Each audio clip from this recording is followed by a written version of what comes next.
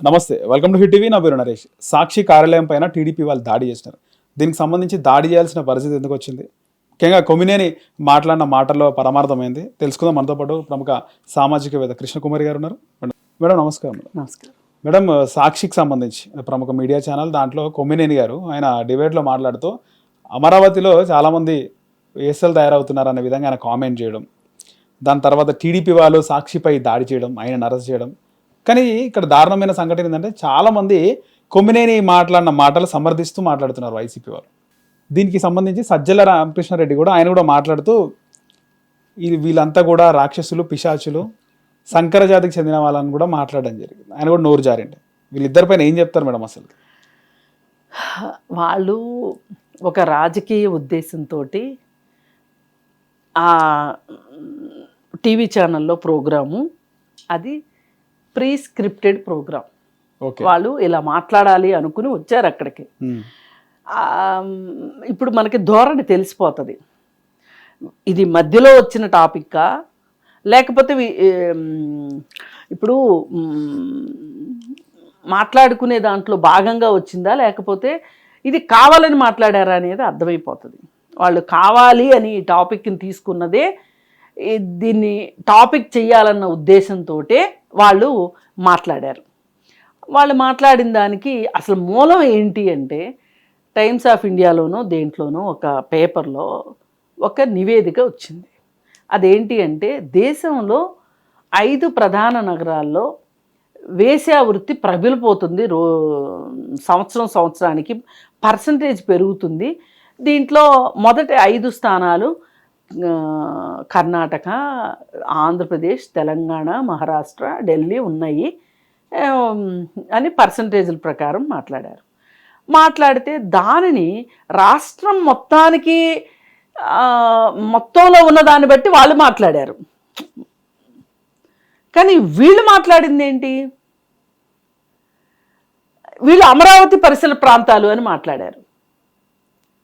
అమరావతి పరిసర ప్రాంతాల్లో వేశ్యావృత్తి ఎక్కువైపోయింది కాబట్టి మీరు ఇక నుంచి అమరావతిని దేవతల రాజ్యంగా మాట్లాడకండి, దేవతల రాజధానిగా అని మీరు అనకండి అని చంద్రబాబు నాయుడుని ఉద్దేశించి మాట్లాడి, ఇది ఇక నుంచి వేశ్యల రాజధాని అన్నట్లు మాట్లాడుకుంటూ వచ్చారు. మాట్లాడుకుంటూ వచ్చి దానికి ఈయన ఒక 150 స్వచ్ఛంద సంస్థలు ఆ చుట్టుపక్కల ఉన్న వాళ్ళందరికీ పౌష్టికాహార లోపం వస్తే వాళ్ళందరికీ తిండి పెడుతున్నారు, ఆ ఏరియాలో ఎయిడ్స్ కూడా బాగా ప్రబలిపోయింది అని చెప్పుకుంటూ వచ్చారు కృష్ణరాజు గారు. ఇది పూర్తిగా నిరాధారమైన విషయం. ఎందుకంటే 150 స్వచ్ఛంద సంస్థలు, 145 స్వచ్ఛంద సంస్థలు అమరావతి పరిసర ప్రాంతాల్లో పనిచేస్తున్నాయి అని చెప్పటం ఒట్టి బూటకమైన మాట. ఎందుకంటే అమరావతి పరిసర ప్రాంతాల్లో ఉన్నదే ఒక 50 గ్రామాలు. మనం ఏదైనా ఒక రేడియస్ తీసుకుంటే ఆ జిల్లాలో ఇప్పుడు అమరావతి అది అమరావతి జిల్లానా లేకపోతే ఏదో ఒక జిల్లా అయ్యి ఉంటుంది కదా, ఆ జిల్లా మొత్తంగా కూడా విజయవాడ, గుంటూరు కూడా వచ్చే అవకాశం ఉంటుంది. విజయవాడ, గుంటూరు ప్రకారంగా చూస్తే కూడా 150-145 స్వచ్ఛంద సంస్థలు ఉన్నాయంటే జిల్లాకు సంబంధించి చెప్తున్నాను. ఇప్పుడు వాళ్ళు చెప్పింది ఆ ఏరియా గురించి కదా వాళ్ళు చెప్పారు. పరిసర ప్రాంతాలంటే ఏమొస్తాయి? కృష్ణా, గుంటూరు జిల్లా వస్తాయి, అంతే కదా. ప్రకాశం జిల్లా దాకా కూడా వెళ్ళాల్సిన పని లేదు కదా. మరి ఈ 2 జిల్లాల్లో 145 స్వచ్ఛంద సంస్థలు ఉన్నాయా? అలాగే ఎయిడ్స్ ప్రబలింది అని చెప్తున్నారు. అసలు ఇవాళ ఎయిడ్స్ గురించి పెద్దగా ఎవరు మాట్లాడుకోవట్లే. అది ఒక టాపిక్ కాదు. ఇది ఒక 15 సంవత్సరాల క్రితం ఎయిడ్స్ గురించి మాట్లాడుకున్నాం. ఇప్పుడు ఎవరు మాట్లాడుకోవట్లే ఎయిడ్స్ గురించి. అంటే ఎయిడ్స్లో కూడా లేరని కాదు, ఉంటారు. కానీ ఎయిడ్స్ చాలా వరకు నిరోధించబడింది. అంటే దానిని మనం ఎఫెక్టివ్గా ఎయిడ్స్ కంట్రోల్ బోర్డు ద్వారా ప్రభుత్వాలు విశేష కృషి చేసి, కేంద్ర ప్రభుత్వం నుంచి రాష్ట్ర ప్రభుత్వాల వరకు ఎన్జిఓలు అందరూ కలిసి సమిష్టిగా పనిచేసి ఎయిడ్స్ని ఎదుర్కోగలిగారు, ఎయిడ్స్ అనే భూతాన్ని. మరి అలాంటప్పుడు అక్కడ ఎయిడ్స్ ఉందని నువ్వు ఎట్లా చెప్తావు? పైగా ఎయిడ్స్ ఏమి ఉంటే గనక వేశ్యావృత్తి వలన ఎయిడ్స్ వస్తుంది అని మనం అనుకుంటే అది వాస్తవం కూడా కాదని కాదు. మరి అలాంటప్పుడు కలకట్టాలో వేశ్యావాటికలు ఉన్నాయి, బాంబేలో ఉన్నాయి వేశ్యావాటికలు. మరి అక్కడ ఎక్కువ రావాలి కదా, అవును. ఇక్కడ ఎలా వస్తుంది? అంటే మొత్తానికి అమరావతిలో మంచి లేదు, చెడు ఉంది, అంత చెడు, రోగాలు ఉన్నాయి, వ్యాపారం నడుస్తుంది, ఎవరు అక్కడ ఉండొద్దు, ఎవరు ల్యాండ్స్. పైగా ఇంకొకటి ఏంటి వాళ్ళు చెప్పదలుచుకున్నది, అమరావతిలో అది ఒక పవిత్ర భూమి అని మీరు అంటున్నారు, కానీ అక్కడ జరిగే అపవిత్ర కార్యక్రమాలు జరుగుతున్నాయి, ల్యాండ్ దందాలు జరుగుతున్నాయి, కమిషన్ల వ్యవహారం జరుగుతుంది, అది జరుగుతుంది, ఇది జరుగుతుంది, ఏవేవో టీడీపీ గవర్నమెంట్ వచ్చినప్పుడు జరుగుతున్నట్టు అని అని వాళ్ళు అన్నారు. అయితే దీని మీద అందరికీ కోపం వచ్చింది. వాళ్ళు మాట్లాడింది ఏ మాత్రం కరెక్ట్ కాదు. అసలు నివేదికలో ఉన్నది వేరు, వీళ్ళు మాట్లాడింది వేరు, వీళ్ళు కావాలనే మాట్లాడారు. సరే, దాన్ని కొంతమంది వ్యతిరేకించినప్పుడు వీళ్ళు పెద్ద మనిషి తరహాగా చేయాల్సింది ఏంటంటే వినమ్రంగా, మేము అలా అనుకోలేదు, అనుకోకుండా చర్చకు దారి తీసింది, బాధపడుతున్నారు కదా, మీరు బాధపడకండి, క్షమించండి అంటే అయిపోయేది సింపుల్గా. నిప్పుల్లో నీరు పోసినట్టు అయిపోయి ఉండేది. వాళ్ళు కూడా ఇంత అల్లరి చేసేవాళ్ళు కాదు. కానీ మీరేం చేశారు, అగ్నికి ఆజ్యం పోసినట్టు మళ్ళీ ఆ కృష్ణరాజు అని ఆయన వచ్చేసేసి నేను అలా కాదు నేను అన్నది, నేను ఇలా అన్నాను అని అప్పుడు నివేదిక గురించి మాట్లాడుతున్నాడు. మరి ఆ నివేదికలో అమరావతి చుట్టుపక్కల ప్రాంతంలోనే వేశ్యావృత్తి ఉంది అని చెప్పి ఉందా ఆ నివేదికలో? ఆంధ్రప్రదేశ్ అంటే కేవలం అమరావతేనా? అమరావతి చుట్టుపక్కల ప్రాంతాలేనా? ఆంధ్రప్రదేశ్లో కొన్ని ప్రాంతాలు వేశ్యావృత్తికి ఏమనాలి చిరునామాలుగా ఉంటాయి. గోదావరి జిల్లాలో కొన్ని ప్రాంతాలు కావచ్చు, గుంటూరు చిలకలూరుపేట కావచ్చు, లేకపోతే రాయలసీమలో కొన్ని ప్రాంతాలు కావచ్చు ఉంటాయి. మరి ఉన్నంత రాష్ట్రం అంతా విస్తరించి ఉన్నదానికి మీరు కేవలం అమరావతి దగ్గరే అని అనడం వెనకమాల మీ ఉద్దేశం ఏంటి? అమరావతిని వీలైనంత వరకు తొక్కేయాలి, ఆ అమరావతి అనే భావననే మీరు పాత్ర వేయాలి, మీ ఉద్దేశం అది. అందుకు మీరు ఈ విధంగా ఇలాంటి వ్యాఖ్యలు చేశారు. సరే, ఇవన్నీ చాలనట్లు అగ్నికి ఆజ్యం పోసినట్టు ఇవాళ సజ్జల రామకృష్ణారెడ్డి గారు ఆయన్ని ఎప్పుడైతే కేఎస్ఆర్ని అరెస్ట్ చేశారో, అరెస్ట్ చేసిన సందర్భంలో ఆయన కూడా 50 ఏళ్ల జర్నలిజం అనుభవం ఉన్న వ్యక్తిని ఈ విధంగా అరెస్ట్ చేస్తారా అని చెప్పి ఆయన చాలా బాధపడిపోతున్నాడు. మరి మీకు అంత అనుభవం ఉంటే మీరంత అనుభవశూన్యంగా ఎట్లా మాట్లాడారు? సందర్భం ఏంటి? ఆ నివేదిక వచ్చిన సందర్భం ఏంటి? మీరు మాట్లాడిన సందర్భం ఏంటి? పైగా ఒకళ్ళొకళ్ళు హెచ్చరించుకోవటాలు. మీరు ఇప్పుడు ఇంత పెద్ద విషయం మాట్లాడారు, ఈ విషయం మాట్లాడినందుకు మీరు ట్రోల్ అవుతారు అని ఆయన తరఫున ఈయన వకాలతో పుచ్చుకోవటం, అయినా పర్వాలేదు చూసుకుందామని ఆయన చెప్పటం, ఇంత చేసి ఇప్పుడు ఆ కృష్ణరాజు ఎక్కడున్నాడో తెలియదు, పరారీలో ఉన్నాడు. ఈయన కేఎస్ఆర్ అరెస్ట్ అయ్యాడు. దీన్ని పురస్కరించుకుని అసలు ఎంతంత అల్లరి చేస్తున్నారేంటి ఈ ఆడవాళ్ళు, ఎక్కడ ఆడవాళ్ళు, అసలు వీళ్ళు ఆడవాళ్ళేనా, పిచాచాల మాదిరి తయారయ్యారు, వీళ్ళు దెయ్యాల మాదిరి ఉన్నారు, వాళ్ళు కూడా చాలా నయమే, వాళ్ళు అనార్గనైజ్డ్గా చేస్తారు. మరి ఆయన ఎప్పుడు చూశాడు దెయ్యాలు పిచాచాలు క్రైమ్ చేయటం? వీళ్ళు చాలా ఆర్గనైజ్డ్ క్రైమ్ చేస్తున్నారు, ఇది మరింత భయపెడుతుంది నన్ను అని చెప్పి ఎక్కడ దొరికింది శంకర్ జాతి అన్నట్టు మాట్లాడుకుంటూ వచ్చాడు. ఇక్కడ చాలా బాధ్యతారహితమైన వ్యాఖ్యలు ఏంటి అంటే, నిన్న కూడా కేఎస్ఆర్ నేను జగన్మోహన్ రెడ్డి గారికి, భారతీరెడ్డి గారికి ఈ సంగతి అంతా చెప్పాను, వాళ్ళు నన్నేమి అనలేదు కాబట్టి కోర్టులు కూడా నన్నేమి అనటానికి వీల్లేదు అన్నట్టుంది ఆయన ధోరణి.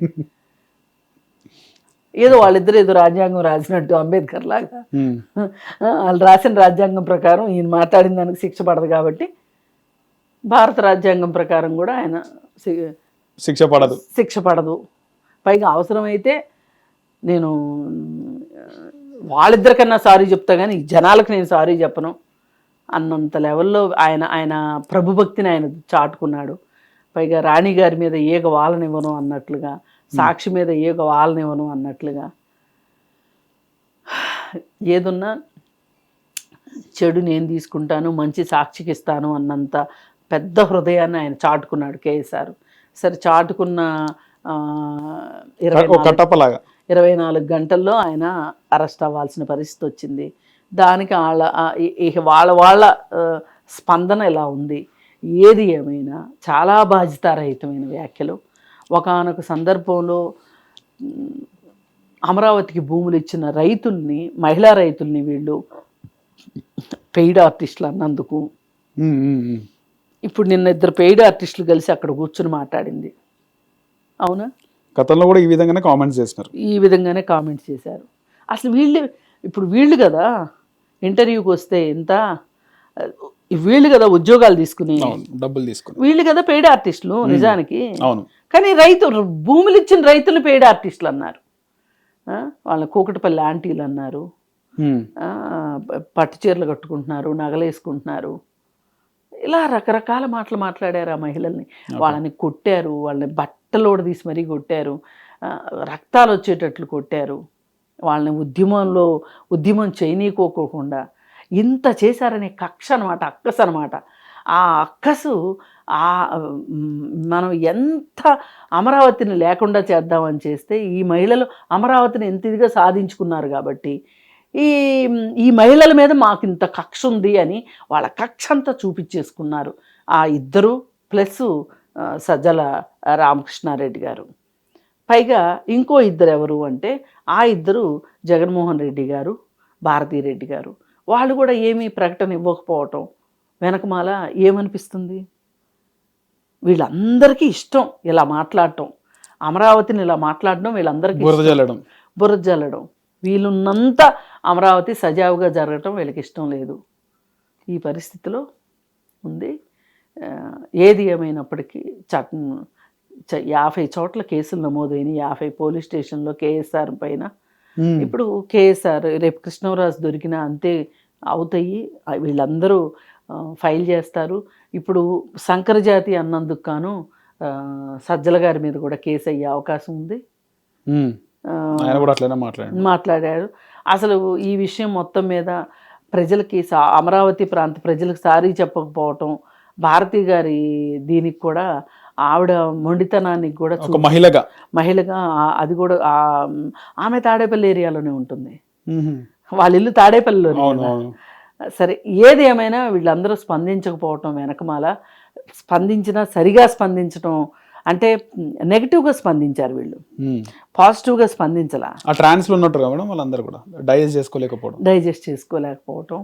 ఇప్పుడు వీళ్ళందరూ కలిసి ఎవరి నెత్తి మీద వాళ్ళు భస్మాసుర హస్తాలు పెట్టుకొని వైసీపీ పార్టీని భూస్థాపితం చేసేదానికి వీళ్ళందరూ కంకణం కట్టుకున్నారేమో అనిపిస్తుంది. ఏది ఏమైనా ఆ మహిళలకి మట్టుకు భరోసా ఏంటి అంటే వాళ్ళు కేసు పెట్టారు, అరెస్ట్ అయ్యేది, ఇంకా చట్టం తన పని తాను చూసుకుంటుంది. ఓకే మేడం, ధన్యవాదాలు. హిట్ టీవీ యాప్, ఇందులో short news, live news, entertainment shows, movies, digital magazines తో పాటు మీ జిల్లా వార్తలను కూడా ఫ్రీగా చూడొచ్చు. ఇంకెందుకు ఆలస్యం, వెంటనే హిట్ టీవీ యాప్ ని డౌన్లోడ్ చేసుకుని ఫ్రీగా ఎంటర్టైన్మెంట్ పొందండి. Hit TV app. Hit TV app. Please download hit TV app. Hit TV app ని ఫ్రీగా డౌన్లోడ్ చేసుకుని ఎంజాయ్ చేయండి. మీకు నచ్చిన ఎంటర్టైన్మెంట్ కోసం హిట్ టీవీ యాప్ ని ఫ్రీగా డౌన్లోడ్ చేసుకుని ఎంజాయ్ చేయండి. హిట్ టీవీ యాప్ ని డౌన్లోడ్ చేసుకుని ఆస్వాదించండి, ఆశీర్వదించండి. ఇంతమంది సెలబ్రిటీలు హిట్ టీవీ యాప్ ని డౌన్లోడ్ చేసుకోండి అని చెప్తున్నారంటే ఎంత మంచి యాప్ ఆలోచించండి. అమెరికా అమెరికాలో చదవాలనుకునే వాళ్ళకి విశ్వసనీయమైన పేరు మన శౌర్య కన్సల్టెన్సీ. UK లో 1 year masters, UK లో 1 year masters, 2 years work permit up to 5 years visa. Contact Saurya Consultancy. Contact 89851 89851.